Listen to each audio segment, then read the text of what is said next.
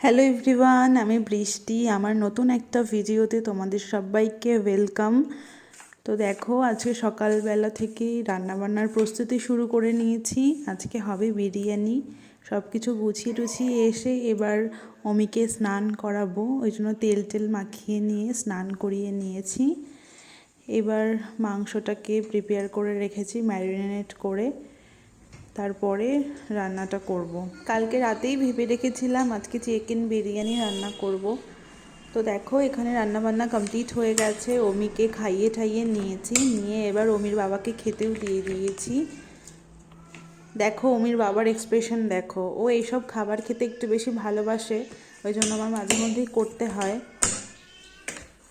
একটু রায়তা নিয়ে নাও ভাত দিয়ে।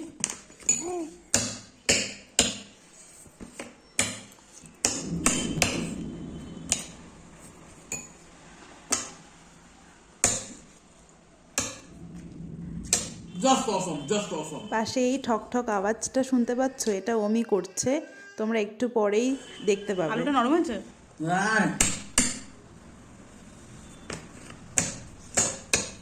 আর মাংসটা?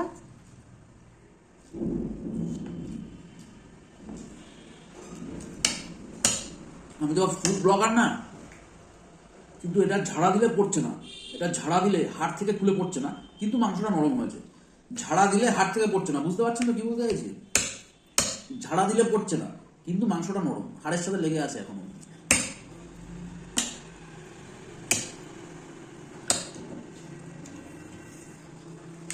লেগ পিসটা দেখো।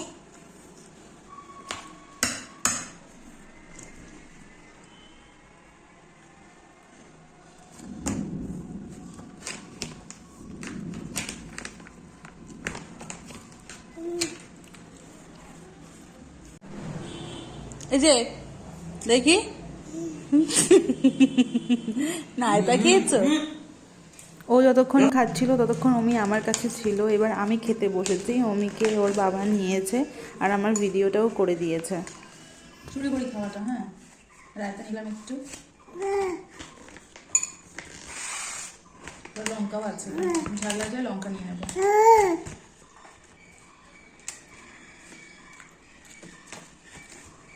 ভালো হয়েছে, ভাতটা একটু লবণ কম লাগছে।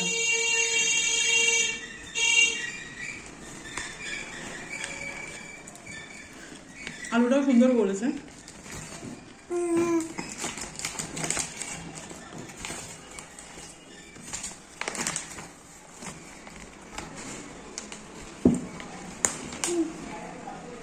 ওদিকে একজন খাওয়া দাওয়ার ভিডিও করছে, আর এইখানে আর একজন দেখুন কি করছে।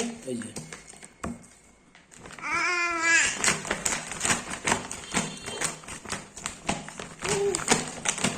এটা কি হচ্ছে?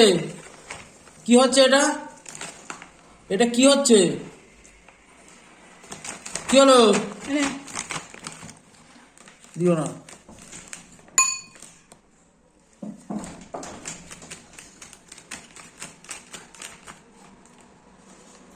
ভালো